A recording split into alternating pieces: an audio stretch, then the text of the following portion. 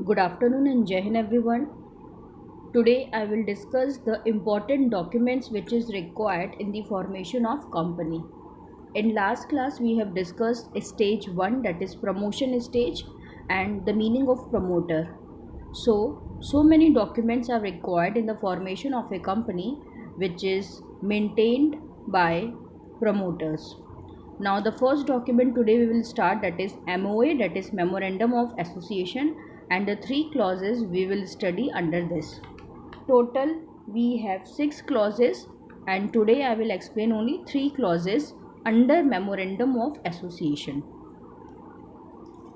So documents which is required to be submitted to the registrar for the registration, first is Memorandum of Association. This is very important document and it is the principal document of the company, and the document contain objectives of the company, means what is the motive of the company for which the company is established. So company cannot be legally undertake any activity if it do not have or it do not contain memorandum of association. Means no legal activities company can perform if the company do not have this document, that is MOA. As per section 256 of Companies Act 2013, this section is very important. It may be asked in multiple choice question also. Ki what is the section of Companies Act 2013 which defines the meaning of memorandum? So, as per section 256 of Companies Act 2013, memorandum means the memorandum of association of a company as originally framed or as altered from time to time in pursuance of any previous law or of this act. What does this mean? Memorandum of association means the document which is originally framed or which can be altered from time to time, means which can be changed from time to time in pursuance of, means in presence of any previous law or of this act, means any previous law of Companies Act. So the first clause today we will discuss under the Memorandum of Association is the name clause. Name clause means the clause which contain name of the company with which the company will be known. Means what is the name of the company with which the company will be known? This name is mentioned in this clause, and this name has already been approved by registrar of the company. Means at the time of registration, or at the time of registration, this name is already approved by the registrar of the company. Second is registered office clause. Registered office clause means this clause contains the name of the state.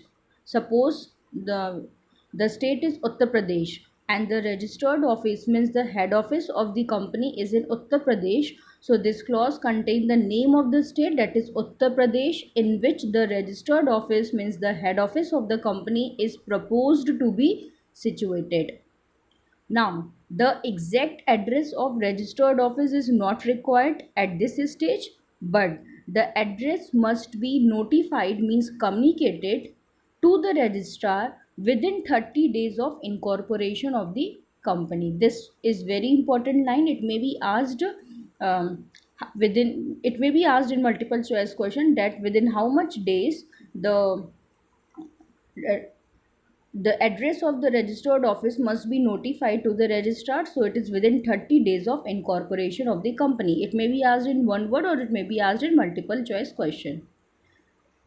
And this clause is also known as situation clause or domicile clause. It is not mentioned here, but it is there that this clause is also known as domicile clause. I am telling you that this clause may also be known as domicile clause. Now the third one is the object clause. It is a very important clause of MOA because it defines the purpose for which the company is formed. As the name is object clause, so it defines the objective of the company for which the company is formed. And a company cannot conduct any business which is not authorized by its object clause. Means there are, if we see that object clause is divided into two sub clauses. Sub clauses means there are the subsidiary clauses under the main object clause. So first one is the main object. This subclause, it lists the, means it contains the main objective of the company. Means I am telling you again that object clause divided into two subcategory. First is main object category and second is other object category. So main object contain the main objective of the company for which the company is formed, and which is essential or incident act which is needed to achieve the main object. Means the activities which is essential to achieve the main objective of the company is deemed to be valid. Deemed to be valid means उन activities को मान लिया जाता है that these activities are deemed to be valid if these activities are essential or incidental to achieve the main object of the company, even if it is not explicitly stated in the subclause. What does this mean? These activities are not separately, explicitly means not separately stated in the subclause, but then also these activities are considered as the valid activity because these activities are essential to achieve the main objective of the company. So the main object contain the main objective of the company, and it also include all these activities which is essential or incidental to achieve the main object of the company, and these activities are deemed to be valid activity even though you can say it is not explicitly or separately stated in subclause. Now the second part is other object. This subclause, it includes those objectives which are not included in the main object. Means those objectives which are not included in the main objective, they are included in other object clause. However, to undertake the business included in this subclause, the company has to either pass a special resolution or pass an ordinary resolution and obtain approval of central government. Means to undertake the business, when the company is undertaking business in this subclause, they need a special resolution to be passed or by the ordinary resolution to be passed or approved by the central government. So it must be noted here that object stated in the object clause must not be illegal. Means illegal objective should not be there. Suppose the objective of your company is smuggling. So smuggling is an illegal activity. So this should not be the objective. Any illegal objective should not be mentioned in the object clause, or any objective which is in conflict with the provision of Companies Act. Conflict with the provision of Companies Act means those objectives which are against the rules and regulation of the Companies Act. So these kind of objectives should not be there. Illegal objective and objective which are against the rules of Companies Act. So I have explained all the three clauses and memorandum of association. I just brief it once again. Memorandum of association is very important document and it is the principal document. And one more thing here I tell you that memorandum of association is also described as charters of the company. It may be asked in a examination that MOA is also known as charter of the company. You can note it down in your copy as it contains the power and objectives of the company, and it defines the scope of operation and relation with the investors and outside world. Means MOA contains the objectives of the company, define the scope and operations of the company, and it also contains the relations of company with the investors and the outside world.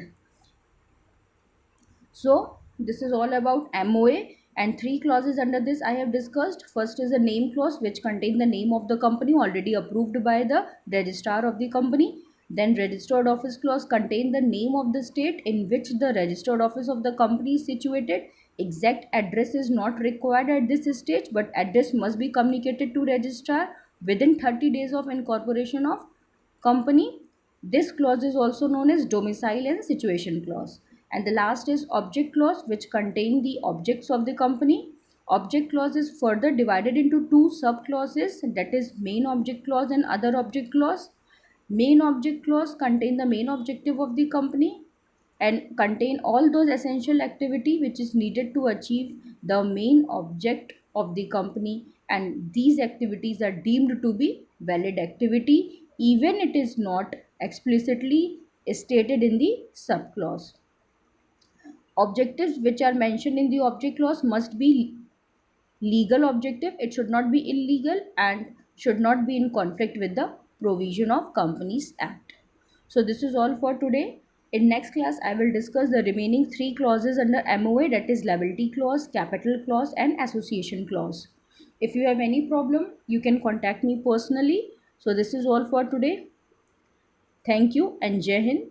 Take care.